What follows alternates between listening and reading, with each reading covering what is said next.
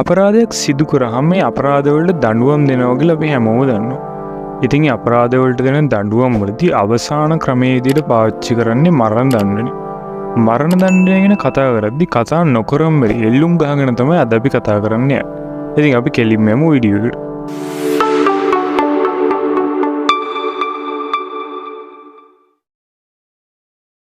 එල්ලුම් ගහ පිළිබඳ මුල්ම වරට යෝජනාව ඉදිරිපත් වෙන්නේ 1779 සැප්තැම්බර් මාසයේ 23 වෙනිදා. නමුත් රජගාලෙන් දඬුවම් තහනම් කරමින් එල්ලා මැරීම පනතක් විදියට සම්මත වෙන්නේ 1802 වර්ෂයේ.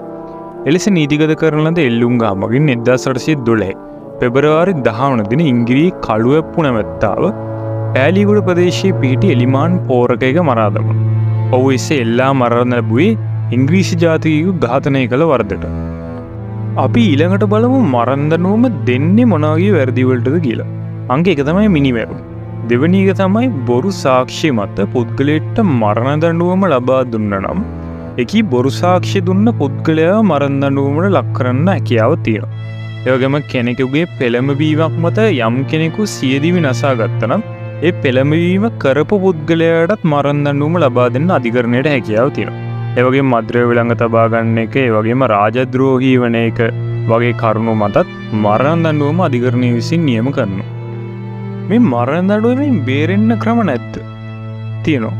උදාහරණයක් වශයෙන් මරණ දඬුවමෙන් බේරෙන්න පුළුවන් එක ක්‍රමයක් තමයි අදාළ වරද කරද්දී ඒ වරද කරන පුද්ගලයා වයස අවුරුදු 18ට අඩු කෙනෙක් නම් එයාට මරණ දඬුවමෙන් බේරෙන්න පුළුවන්.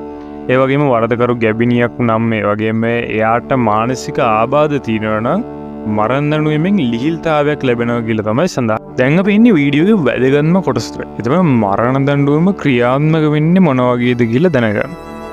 අලුගෝසුව විසින් තමයි මේ මරණ දඬුවමට ලක්වෙච්ච පුද්ගලයා මරා දමන්නේ. මේ සඳහා භාවිතා කරන කඹේ මීටර 30ක පමණ දිගින් යුක්ත කඹයක්. ඒ වගේම මේ කඹේ හදලා තියෙන්නේ හන කෙඳි වලින් කියලා තමයි සඳහන් වෙන්නේ. එතකොට කඹේ තොණ්ඩුව විශේෂ ක්‍රමයකට හිරවන විදියට සකසලා තියෙනවා. මරණ දඬුවමට ලක්වන පුද්ගලයාට විශේෂ ජැකට්ටුවක් අඳිනවා. ඒ වම්පස මරණ දඬුවමට ලක්වන ලදී යනුවෙන් ලියා තිබෙනවා. පුද්ගලයාගේ ශක්තිය හීන කිරීමට අඟල් 5ක පමණ බඳපටියක් කිනට පළඳවන බව සඳහන් වෙනවා.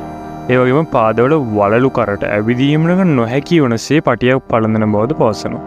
මූණ ආවරණයක් පැළඳීම සිදු කරන අතර පුද්ගලයාගේ කැමැත්ත මත ඉවත් කරගන්න පුළුවන්. එල්ලුම් ගහ ආසන්නයේ තිබෙන කාමර 3ක එල්ලා මැරීමට අයත් සිරකරුවන් රැඳවීම සිදු කරනවා. එල්ලා මැරීම නියමිත දිනයට පෙර ඔවුන්ට කැමති දෙයක් ඉල්ලා ගන්න පුළුවන්. ඒ වගේම නියමිත දිනයට පෙර ඥාතීන්ට රැඳවියාව බැලීමට අවස්ථාවක් හිමිවෙනවා. ඥාති නොවන පුද්ගලයෙකුට රැඳවියාව බැලීමට අවශ්‍ය නම් බන්ධනාගාර අධිකාරීවරයාගෙන් ඒ සඳහා අවසරයක් ලබා ගත යුතු වෙනවා. පෙරවරු 8:05 තමයි එල්ලා මැරීමේ සම්මත වේලාව වෙන්නේ. අදාළ වේලාවේදී අලුගෝසුව, සහායක අලුගෝසුව, ජේලර්වරුන් දෙදෙනෙක්, බන්ධනාගාර අධිකාරීවරයා මෙන්ම වෛද්‍යවරයෙක්ද සිටින්න ඕන. තවද රැඳවියන්ගේ සිරමැදිවලද මේ අවස්ථාවේදී ඉබියතුරු දමලා තමයි තිබෙන්නේ. එමෙන්න බන්ධනාගාරයේ ප්‍රධාන දොරටුව විවර කර තිබෙන්න ඕන. ඒකට හේතුව තමයි එල්ලා මැරීමට පෙර අධිකරණ නියෝගයක් හරි නැත්නම් වෙනයම් පණිවිඩයක් හරි රැගෙන ඉන්නේ නම් ඒ සඳහා පහසුවක් විදිහට තමයි එහෙම බන්ධනාගාරයේ ප්‍රධාන දොරටුව විවර කරලා තබන්නේ. 70 දශකයේ බෝගම්බර බන්ධනාගාරයේදී හිතුමතේ ජීවිතය එල්ලා මැරීමට පෝරකයේ සිටින විටදී ජනපති විලියම් ගොපල්ලාගේ නියෝගයක් මත ඔහුට නිදහස ලැබෙනවා. බන්ධනාගාර අධිකාරීවරයා වේලාව සංඥා කිරීමෙන් අනතුරුව අලුගෝසුව විසින් එල්ලුම් ගහ ක්‍රියාත්මක කරනවා. එවිට තප්පරයෙන් 4න් පංගුවක් වැනි කාලයක් තුළදී සිටගෙන තියෙන ලෑලි දෙක දෙපසට වී ගෙල සිලවී අදාළ පුද්ගලයා මිය යනවා. අනතුරුව වෛද්‍යවරයා මිය යාම තහවුරු කරන අතර දේහයේ විශේෂිත වූ කොටු සහිත රෙද්දකින් ආවරණය කරනවා. කිසිම හේතුවක් මත දේහයට වෙන ඇඳුමක් අඳින්න හැකියාවක් ලැබෙන්නේ නැහැ. ඒ වගේම දේහය බහලන්නේ බන්ධනාගාරය විසින් ලබා දෙන මිනිපෙට්ටිය. ඒ වගේම භූමි දානයේදී පස් ගොඩ ගැසෙන ආකාරයට භූමි දානය කරන්න බැහැ කියලා තමයි වාර්තා වෙන්නේ. ඉතින් මේ වෙද්දි නම් මරණ දඬුවම ලබා දෙන්නේ නැහැ. මරණ දඬුවම වෙනකොට ජීවිතාන්තය දක්වා සිර දඬුවම ලබා දෙනවා. අවසන් වරට මෙරට එල්ලුම් ගහේදී ඝාතනය කරන ලද්දේ හොඳපපු අයවත් චන්ද්‍රදාස නැමැත්තා. ඒ 1976 ජූනි 23 වෙනිදා. තවද මෙරට පුද්ගලයන් 2173ක් එල්ලා මරා දමා ඇති බවට වාර්තා වෙනවා.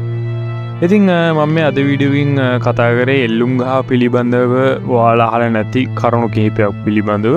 ඉතින් මේ මෑතකදී කරලියට ආව නැවත එල්ලුම්ගා ගේන්න ඕනේ කියන කරුණු සම්බන්ධයෙන් ඉතින් මං හිතනවා ඒකට ඔයාලා හොඳ අදහසක් දෙන්න පුළුවන් වෙයි කමෙන්ට් සෙක්ෂන් එකේ. ඉතින් එහෙනම් අදට ගිහින් එන්නම් ඔයාලට සුබ දවසක්.